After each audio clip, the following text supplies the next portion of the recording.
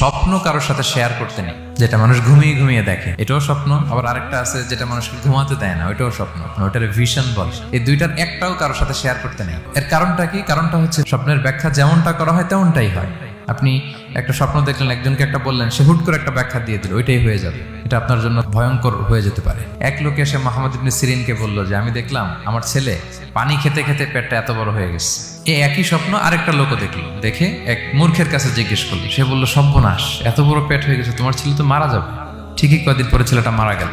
আর একই স্বপ্ন দেখে এই লোক মুহাম্মদ ইবনে সিরিনকে জিজ্ঞেস করেছিল, উনি বলেছেন যে তোমার ছেলে তো অনেক বড় আলেম হবে। ঠিক তাই হয়েছে, ওই ছেলে অনেক বড় আলেম হয়েছে। এই ভিশনও শেয়ার করা যাবে না কারোর সাথে। বিশাল বড় একটা কিছু প্রজেক্ট নিছেন, শুরু করার আগে আপনি বলে ফেলছেন, শেষ, আর এটা হবে না।